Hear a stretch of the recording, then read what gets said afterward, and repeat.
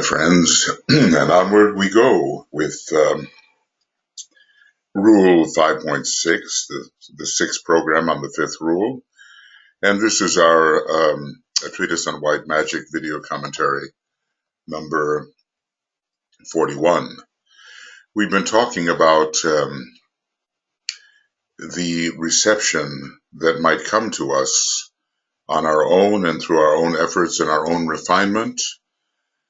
But there is also that which comes from the Lodge of Great Messengers. And we have to be, let me get that a little adjustment here, moving around. You'll see a painting in the background from the Australian artist Vida Aerosmith. She and her husband Brian were deeply in the work for a long time and did very well. And this picture came to me from her, and we have it here. Surrounded by Buddhas here. You don't see them all, but they're here. Anyway, the great messengers superimpose their teaching, or should be able to, upon that which the disciple receives. We have a modicum of knowledge, and the great teachers add to it. Will we accept that knowledge? I think it would be the part of wisdom that we did so, and sometimes it does contradict the sensitive psychic knowledge which we seem to gather from our own investigations, and when that is the case, a test arises. If the source from hierarchy is to be trusted, that's a basic discrimination, because many people feel that what they are receiving is definitely from hierarchy, and with a little more discrimination, you can see it's definitely from the astral reflection of the hierarchy. So if the source is really trusted as being from hierarchy, then we have to question why what we receive contradicts it. And that is a test of humility and proportion. Okay, so he says here, as we go on page 176, that each generation should now produce its seers. Perhaps as in olden days, but more scientifically trained, I guess. I like the word spelled seers, for to see is to know. This is interchangeable. Two words here, interchangeable. And I often use them interchangeably myself, when I say that the universe is produced by the self-sight of the universal logos, self-perception of the universal logos, self-knowledge of the universal logos. The fault of all of you is that you see not. Well, that's pretty direct. You perceive an angle, a point of vision, a partial aspect of the great fabric of truth. But all that lies behind is occult to your three-dimensional vision. Well, this is an incentive to see more. There's a name called Seymour. I once had a friend by the name of Seymour. And if I had been given that name, I would consider it an injunction to work on my sense of subtle vision. You perceive an angle, a point of vision, a partial aspect of the great fabric of truth. It's a great tapestry of woven energies, but there's more. It's hidden from us. The revelation is there, but we don't see it. Okay. So we might say the revelation is ever present, but we are obtuse and are not impressed by it. We see it not. It is necessary for those who want to act as true transmitters and intermediaries between the knowers of the race and the little ones, namely what can we say, the initiates of the first and second degree, and also to an extent the aspirants and probationers. It is necessary for those who want to act as true transmitters and intermediaries between the knowers of the race and the little ones that they keep their eyes on the horizon and seek to extend their vision. This is a Jupiterian kind of, Jupiter is a seer. Oh, how about that? Is a seer, and the expander of the ring pass not. Of course, there's other ways you can break through a horizon, and you can dissolve it, and you can perforate it. You know, there's different ways, but all of us are emanations. We might say diminishing emanations, at least when we left the absolute Father's home. Well, I can't call it absolute. When we left the home of the universal logos, which we are, we became a diminishing emanation. And at some depth, that descent stopped, and emanative retraction began. It is the great pilgrimage. It's more than the pilgrimage of the human monad. It's the universal pilgrimage of all descending emanations, descending from the homogeneous universal logos, or the unitive being, let's say. Okay, so we have to seek to extend our vision, that they should hold steadily the inner realization that they already have, and seek to increase its scope. So we say, let vision build, let greater vision build upon the vision already acquired. That they hold on to the truth that all things are headed towards revelation, and the form matters not. That's a hard one in our materialistic Aryan age. The fifth ray is associated very much, the way we use it, with the material form.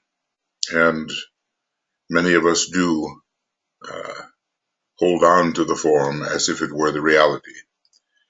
Well, we're being given a number of injunctions here, pieces of advice.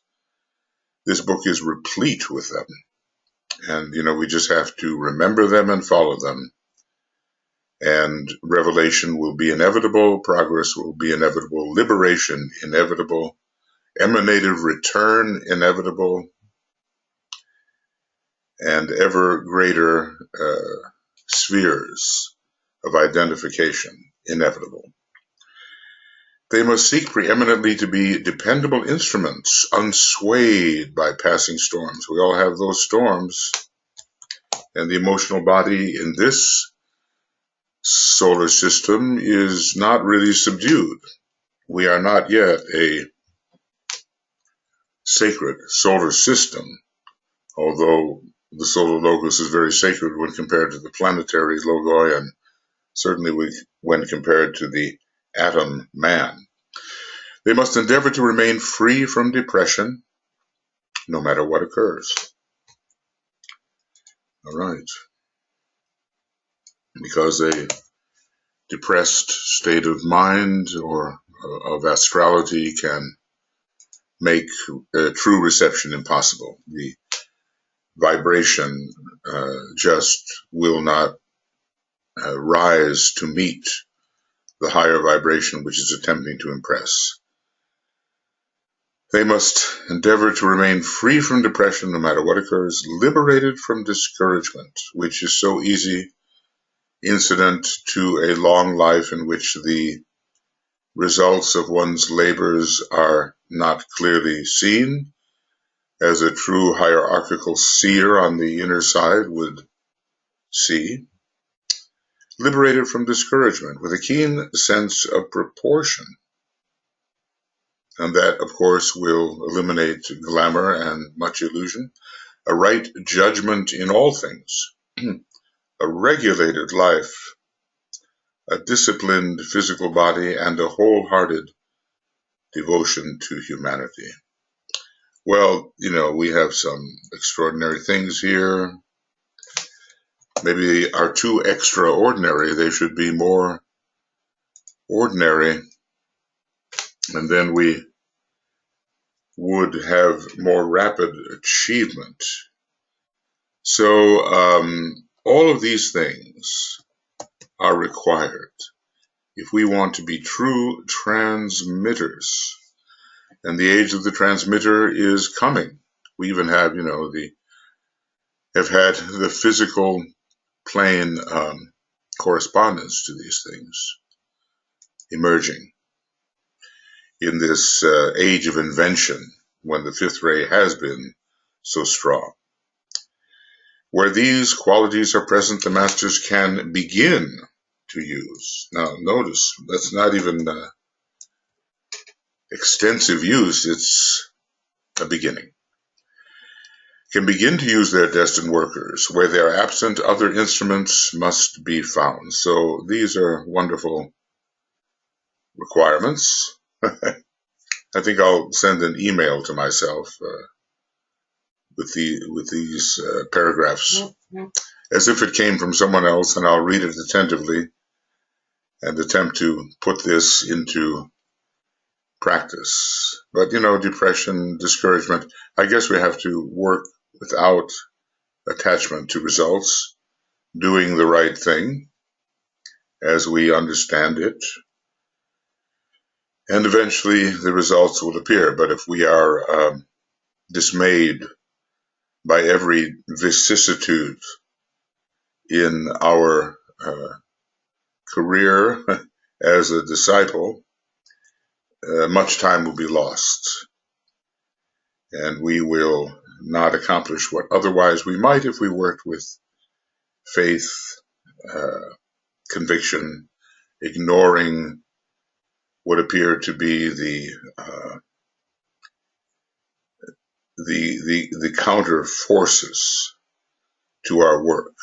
We have to emphasize that which is positive, and if we fight the counter forces too much, or in the wrong way, we'll give them energy. So that has to be remembered. Where these qualities are present, the master can begin to use their destined workers. Master DK recognized his destined workers among, well, some of them anyway, among some of those who applied to the arcane school in the early days. They came into incarnation with that purpose, and they were gathered around him. He recognized them and incorporated them into the various groups whereby they could begin to transcend their individual attitudes and be of some use to the ashram. Where they are absent, other instruments must be found. And this is not only a factual statement, this is more than a factual statement. It is a warning to all those who are sincere in their intent to serve. Service can be delayed. So, the requirements are many, and in this section and in the section before, Master DK was talking about counting the price. What do we have up here, if I can remember it? Unselfishness, self-surrender, purity, sensitiveness, fine discrimination, but we don't want to pay the price, he says. That's why a master is the rare efflorescence of a generation of inquirers. Some people learn at night and regularly bring over into their physical brain consciousness the facts they need to know and the teachings they should transmit. Many methods are tried suited to the nature of the aspirant or chela. Maybe not everyone learns at night, but we have been told of the classes that are taught on the inner planes between the time of 10 at night and 5 in the morning in your own zone. I don't know if those inner classes observe daylight saving time or not, but we probably can't be too rigid in our approach. If we can bring through a few things that are of use to us, then that's good. And experiment, Uranian experiment is the nature of how hierarchy works. Uranian experiment is the nature of hierarchical work. Some have brains that act telepathically as transmitters. I deal with safer and rarer methods which utilize the mental vehicle as the intermediary between the soul and the brain. Why safer? Let's see, who knows what we will receive or send. But Master DK, is trying to teach us the method whereby our mental vehicle can receive from our own soul and impress the brain, or between teacher and disciple. So the mind is very important in Master DK's work, and it must receive from the soul or from the master. Acting the mind is intermediary. Well, obviously when we read the books and study carefully, we are receiving from the mind of the master. And when we meditate, the angel of the presence, the solar angel, as much of my way of looking at this at the moment is that the angel of the presence is as much of the solar angel as can be radiated as a presence into the egoic lotus. It is, in a way, the creator and sustainer, the substander of the egoic lotus. And eventually clears the way for the introduction of the personality consciousness to the triadal monadic consciousness. Anyway, DK is talking about two methods here, transmitting from one brain to another, from one mind to another, and he's dealing with using the mind as the intermediary between the soul and the brain, or the intermediary between the disciple and between the teacher and the disciple. The soul is the teacher, and in this case, the disciple is kind of the brain. Methods of communication on the astral level, such as the Ouija board, the planchette pencil, automatic writing, the direct voice, and statements made by the temporarily obsessed medium are not used, as a rule, there's always an exception, by chelas, though the direct voice has its use at times. So DK is here reviewing the various methods of communication and informing us about those which are useful or not. So, okay, chelas. Add to dictionary. Okay, and Ouija. Add to dictionary.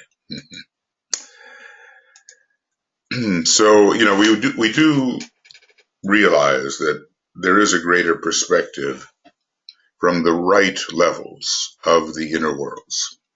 There's also much confusion if we tune in on the levels which are contaminated by glamour and from which illusion and wrong interpretation come, namely some lower mental levels which cannot embrace the larger understanding of the abstract mind and the intuition and so forth.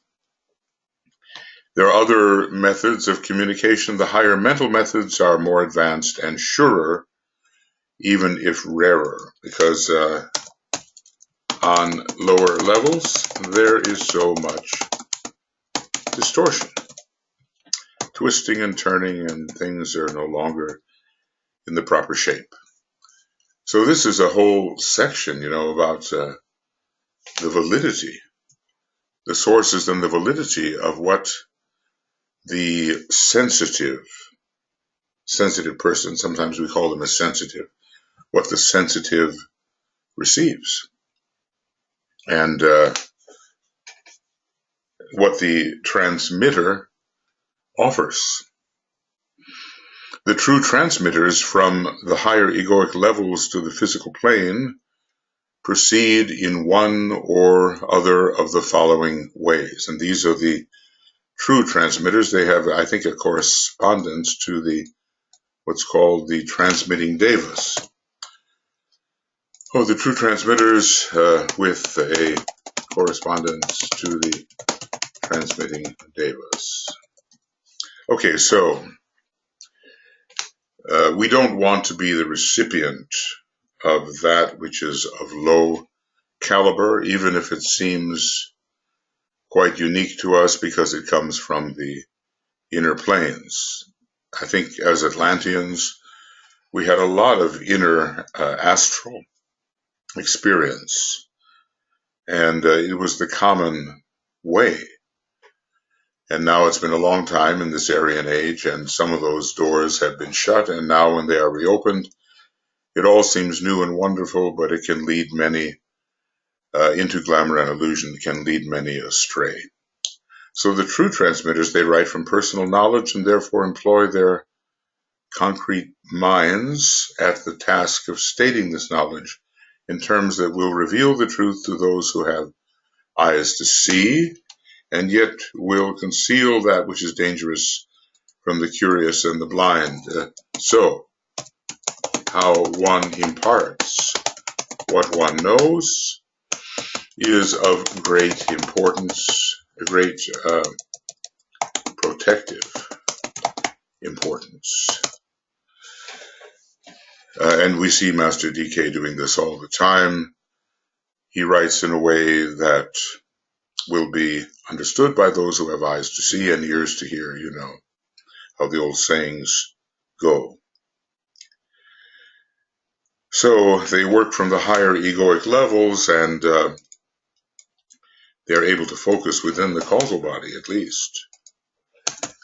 These transmitters are able to focus within the causal body and are initiates. This is a hard task to accomplish, for the concrete mind expresses the abstract most inadequately, and in the task of embodying truth in words, much of the true significance is lost, so how carefully and sensitively can we clothe abstract thought or more,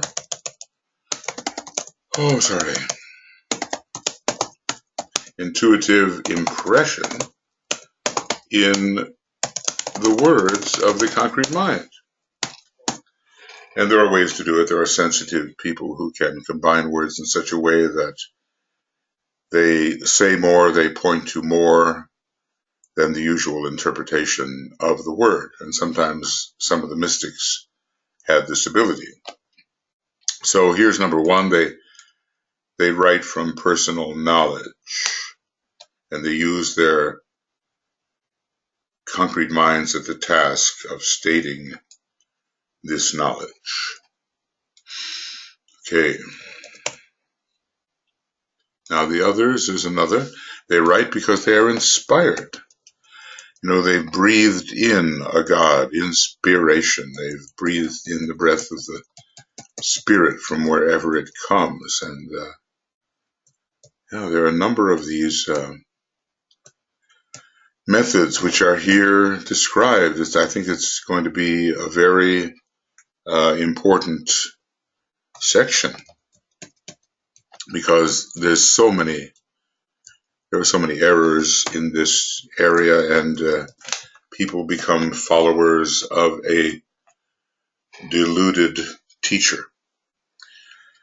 It wastes much time, just like adherence to the Geminian teacher Bucyrus in the Labors of Hercules wastes much time, until some great realization of truth or quest for truth arises in the disciple, and he separates himself from this world of illusion and glamour.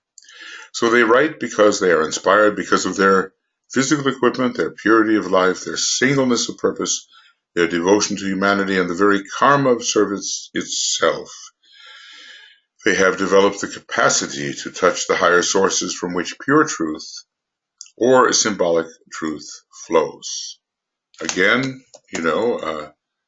are we willing to purchase these abilities through the expenditure of our energies and life? Because we always will be, purchasing with our energy some type of experience. They can tap thought currents that have been set in motion by the great bands of contemplatives or Nirmanakayas, or those definite specialized thought currents originated by one of the staff of teachers. So this is a catalog of high abilities pertaining to high souls, if I can put it that way. Their brains, being receptive transmitters, enable them to express these contacted thoughts on paper, or, now on computer.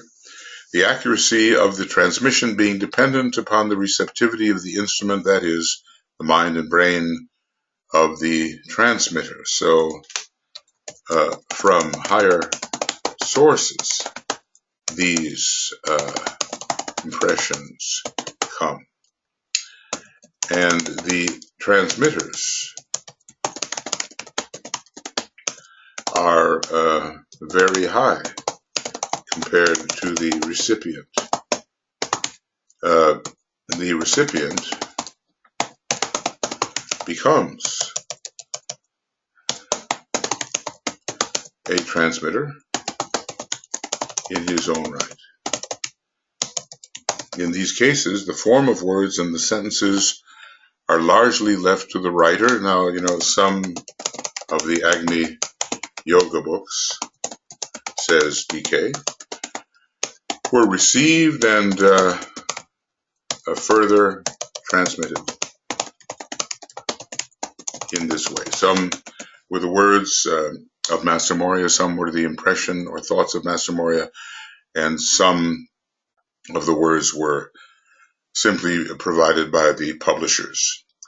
Therefore, the appropriateness of the terms used and the correctness of the phraseology will depend upon his mental equipment, his educational advantages, the extent of his vocabulary, and his inherent capacity to understand the nature and quality of the imparted thoughts and ideas.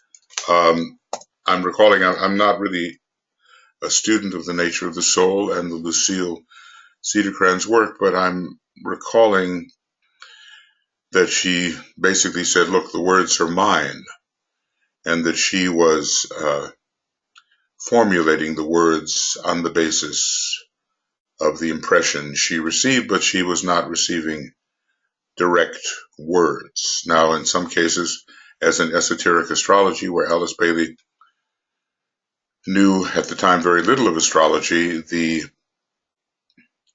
words were given directly, and I think in other places in the books, and proofreading was the responsibility of the Tibetan, which he undertook with great care.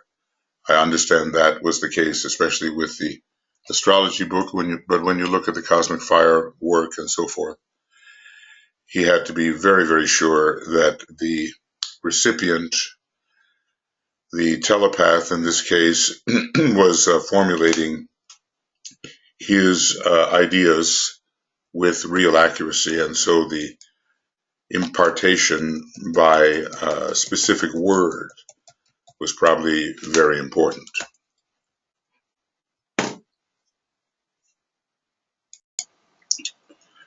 Now here is some further ways in which the transmission can occur. So far it's from their own knowledge and their own experience, which may be that of the higher mental plane or beyond. The second was inspiration. And now DK is going to deal with something that may, I think, relate to Alice Bailey. They write because, number 3, they write because of the development of the inner hearing. Their work is largely stenographic. We remember that he said that after his work in the last dispensation was completed, he was looking for no new stenographers, knowing that there would be a great rush to fill the shoes of Alice Bailey. Their work is largely stenographic, yet is also partially dependent upon their standard of development and their education, which in AAB's case was high, a high British education, and previous cooperation with Master DK as a Chela in the light in earlier times, we don't know when. A certain definite unfoldment of the centers coupled with karmic availability. Those are interesting words, and they will apply to those who make their application to the new esoteric schools. The karma will be looked up, and there must be karmic availability. Otherwise, how can you go to school, especially for years? A certain definite unfoldment of the centers coupled with karmic availability constitutes the basis of choice by the teacher on the subtler planes who seeks to impart a definite instruction and a specialized line of thought, and let's just say this certainly applies to the AAB work and to some of what HPB received from the Tibetan. The responsibility as to the accuracy is therefore divided between the one who imparts the teaching and the transmitting agent. What we understand is that between them, Master DK and Alice Bailey worked out a form of English which was suitable for this transmission, and Alice Bailey's knowledge of the current language was important. The Tibetan at first seemed to be writing in an older form of English, which appears in some of the earlier books. The physical plane agent must be carefully chosen, and the accuracy of the imparted thought form as expressed on the physical plane will depend upon the willingness to be used, his positive mental polarization, and his freedom from astralism, which would be a distorting factor. So these are, if we want to be an amanuensis, okay, let's get rid of that and that, and maybe I went a little too far there. Okay, so there, the will has to accord with it. At first, Alice Bailey said, what did she say in her autobiography? I'm no darn psychic. She was rejecting that kind of impression because she knew of the dangers of psychism and its distortions. There has to be not a negative attitude, but a positive, alert mind and freedom from being swept by the astral currents, which are filled with glamour and are very personal. To this must be added the fact that the better educated a man may be, the wider his range of knowledge and scope of world interest, the easier it will be for the teacher on the inner side to render through his agency the knowledge to be imparted. So people of high education and good mentality would be required for serious amanuensic work. Is there such a word? Amanuensic work. A highly and broadly educated person would be desirable. So much of that, was between Alice Bailey and the Tibetan. And maybe not so much is given to us to understand how it did occur. Many have been the pretenders, the claimants, the people who said, well, I'm taking over where this ended, and the Tibetan is now speaking through me, and he foresaw this and said he really wasn't looking to work in this way again, at least not until later in the process, maybe 75 years later. We're approaching the date now, 2025, when another dispensation of the teaching will be offered. Frequently, the dictated data may be entirely foreign to the receiver. Now, let's just say he's reviewing his own process with AAB. This is how it was with much of what AB received in Treatise on Cosmic Fire, let us say. A book written for initiates and beyond the ken of the averaged, well-educated mind.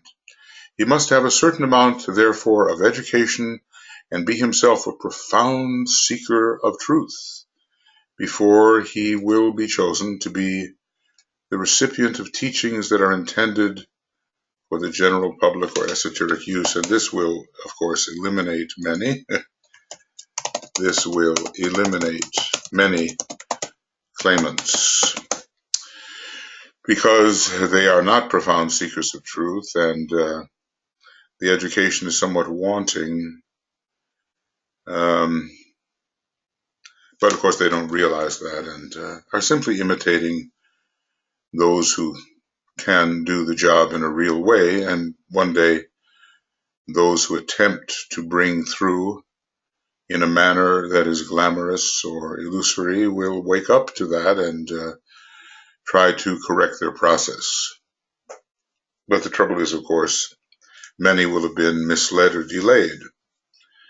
So a keen sense of proportion, spiritual discernment, discrimination, humility, because it's so often the desire to exalt the personality into someone important that inclines a person towards this type of role.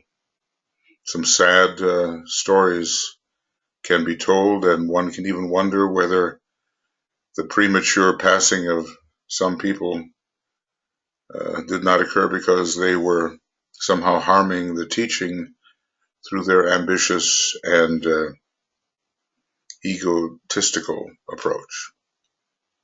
Above everything else, he must have learned through meditation to focus himself on the mental plane. Well, people say the Alice Bailey teaching is too mental. They often say that, but we know that in order to avoid the pitfalls of astralism and misinterpretation, a very strong mental focus is needed, and obviously even a higher mental focus than strictly the lower mental plane focus. Similarity of vibration and of interests holds the clue to the choice of transmitter. So I say working with someone on the same ray will be best and necessary. Note that I say similarity of vibration and of interest, and not the equality of vibration and interest. After all, this is a step-down transformation process.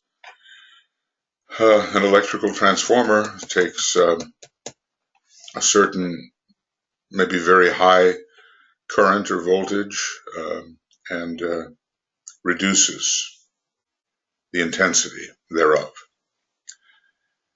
But the electricity does get through in a manner that can be handled by the lower recipient. This form of work might be divided into 3 methods. Okay, he's showing us how it works. There is, first of all, the higher clairaudience that speaks directly from mind to mind. All right, let's just look at these methods. Right, there is first that speaks from mind to mind. Okay. And this is not exactly telepathy, but a form of direct hearing. The teacher will speak to the disciple as person to person. A conversation is therefore carried out entirely on mental levels with the higher faculties as the focusing point. The use of the head centers is involved, and they must both be vivified before this method can be employed. What does he mean by both? Does he mean, no, we'll do it this way. Does he mean the head centers of both the teacher and the recipient? Or is he talking about specific types of head centers, such as the thousand petal lotus and the ajna center and so forth? The use of the head centers is involved, and they must both be vivified. Well, there are 2 major head centers, the ajna and the thousand petal lotus, plus the heart within the head, within the thousand petal lotus. They must both be vivified before this method can be employed. In the astral body, the centers corresponding to the physical have to be awakened before astral psychism is possible. We've seen that if we look at this map, there are centers right here on the emotional plane, and some of these centers have to be awakened in order to be the recipient of the astral psychism. The work that I refer to here involves a corresponding vivification in the mental body counterparts, and here we see at least 4 centers on the middlemost plane, subplane of the mental plane, and these have to be vivified. These are technicalities regarding vivification. Necessary vivification technicalities. Okay, so mind to mind. This is the first way of working in this method of hearing. Okay.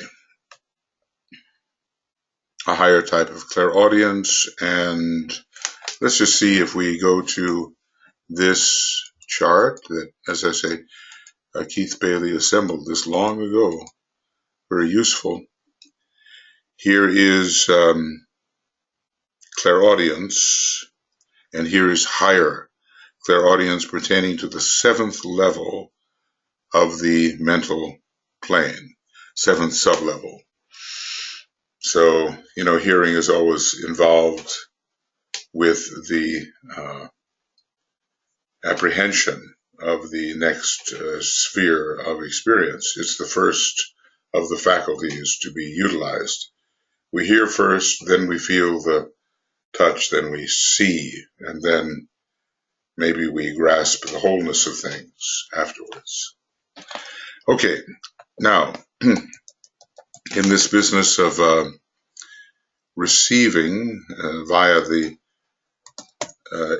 elevated sense of hearing, not just the hearing of the outer plane, we have a basic telepathic communication. This is the registry in the physical brain consciousness of information imparted, and let's see how it comes, direct from master to pupil, from disciple to disciple, from student to student.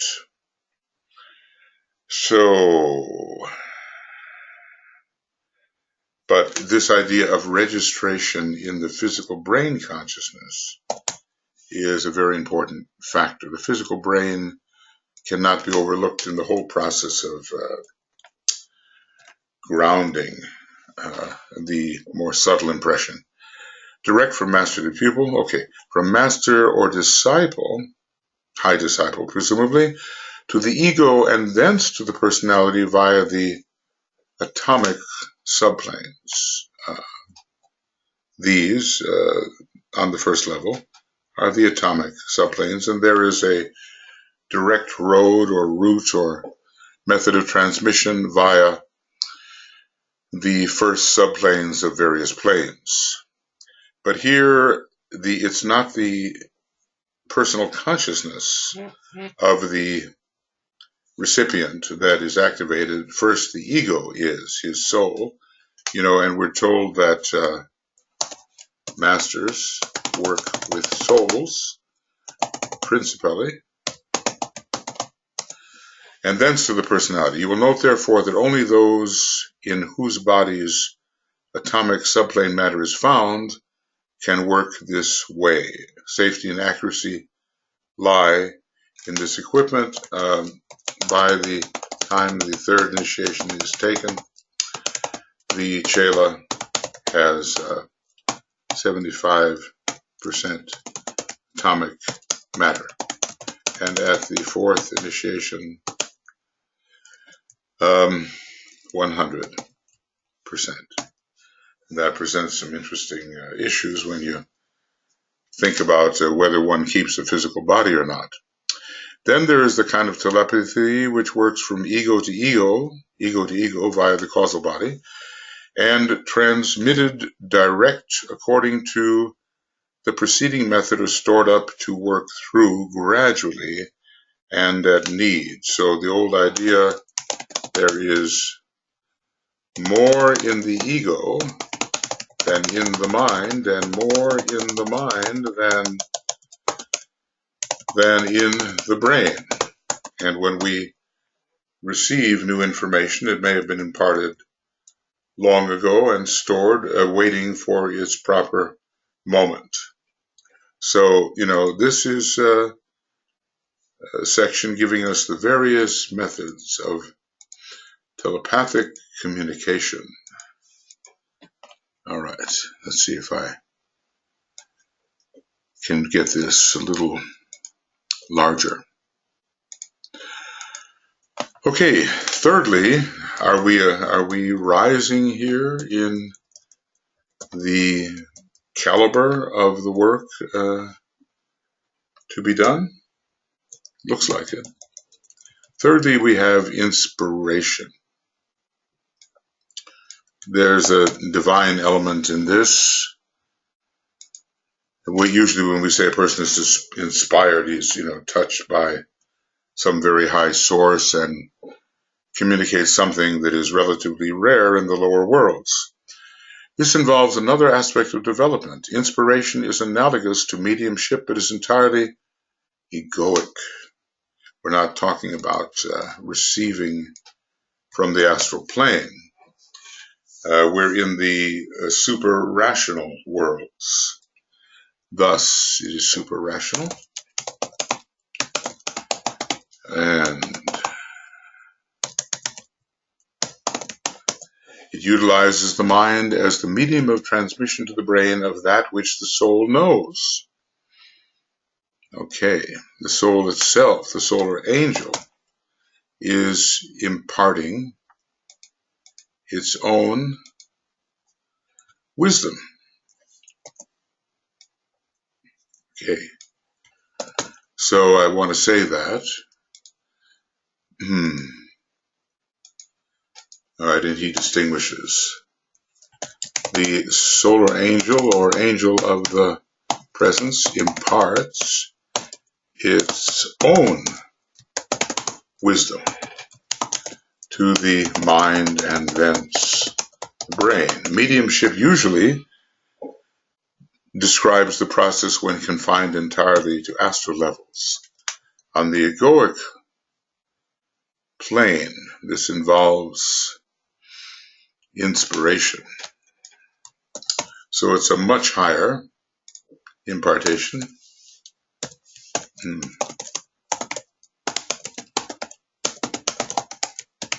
Ponder on this explanation, for it explains much.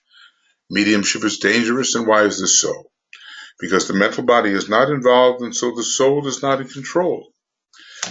You know, really, who knows what can come in? There are many negative entities from the lower levels of the astral plane, entities and planes with whom and with which we are to have nothing to do, and there's no barrier to their entry, and obsession can result. The mental body is not involved, and so the soul is not in control. The medium is an unconscious instrument. He is not himself the controlling factor. He is controlled, and by what? That's the question. So this is all of this is subtle, but not spiritual. Frequently also, the discarnate entities who employ this method of communication, utilizing the brain or voice apparatus of the medium, are not highly evolved and are quite incapable of employing mental plane methods. Yeah. So, you know, we expect something illuminative or of high quality to come through, and the sources are not anywhere near as high as we might hope or imagine. Some people combine the method of inspiration and of receiving instruction along various lines, and when this is the case, great accuracy of transmission is found. Now, I have a feeling that, you know, he would say, this is the way that Alice Bailey was working. Some people combine the method of inspiration, you know, from the soul, and of receiving instruction in a mental telepathic manner, and then the inner worlds and their valuable content can really be brought through. So the inner worlds and their valuable spiritual content can be impressed upon the brain. Occasionally, again, as in the case of HPB, you have deep knowledge, an ability to be inspired, and mental clairaudience combined. When this is the case, you have a rare and useful instrument for the aiding of humanity. Notice how they look at their amanuenses, not personally at all, but instrumentally, and in terms of their developmental and energy capabilities. So this, there's certainly an objectivity there with which the masters view their disciples as possible instruments of transmission. Deep knowledge, well, that's pretty obvious. Anybody who reads The Secret Doctrine for the rest of their life will realize the depth of the knowledge. some of it belonging to HPB, who apparently was born as an initiate. She was also a medium, so her body was used by those masters with very high knowledge. She had the ability to be inspired. She had the recipient in her. Cancer was the rising sign. And she had mental clairaudience. Perhaps it was the Venus and the Moon in Libra in the third house of clairaudience or mental receptivity. Maybe Alice Bailey didn't have all of this. Maybe her depth of knowledge was not as great as HPB's. Probably you could say that. Probably she had the ability to be inspired, and probably mental clairaudience. So we have been looking at ways of working for the reception via sound of the teaching. And we have direct voice, direct speech. What does he call it? Does he call it direct voice? I'll just call it direct voice here for the moment, not go hunting. We have telepathic communication, and we have inspiration. Okay. Inspiration originates on the higher levels. It presupposes a very high point in evolution, for it involves the egoic consciousness and necessitates the use of atomic matter, thus opening up a wide range of communications, even beyond the soul, or what we normally call the soul, even beyond the consciousness contained upon the higher mental plane. This we call the soul. It spells safety. It should be remembered that the soul is always good. It may lack knowledge and this is even, even the case with apparently evil personalities, and you see DK discriminating. He talks about certain evil personalities, but he doesn't talk about evil souls. There is a few cases where the members of the Black Lodge can work from causal levels, and they work very powerfully, but DK doesn't say much about that, and it's rare. The soul, it may lack knowledge in the three worlds, and in this way be deficient, but it harbors no evil. Inspiration is always safe, whereas mediumship is always to be avoided. Inspiration may involve telepathy, for the person inspiring may do three things. So inspiration and telepathy together. Okay, inspiration is always safe. I think that's the most important thing to say. We're reaching into our highest levels, and if we can, bringing them down. And there is so much goodness in terms of the divine purpose and plan to be reached on those high levels. So here we have coming up some description of how the inspired person works. So this, let's call it that. The following is a description regarding how the inspired individual works as a receiver. Okay, now I think we have, so I'm not going to really get into that until the next time. I'm going to call this the end of a treatise on white magic video commentary, number 41, and page, let's see, this is rule what? Rule 5 I'm hoping it's rule 5.6. Yes, it's going to be rule 5.6 and pages 176 to 180. Okay, we're doing about 4 or 5 pages per 1 hour program, and this will be the beginning of a treatise on white magic, video commentary number 41, rule 5.7, and page 180 until we will see how far we can go. Okay, just looking back here to 176, as I so often do, don't I? Yes. All right, so, and this goes to 180. All right, friends, well, onward we go. My consciousness is sometimes sharp and sometimes a little less sharp, but the object here is to persist, as we must in our studies. So,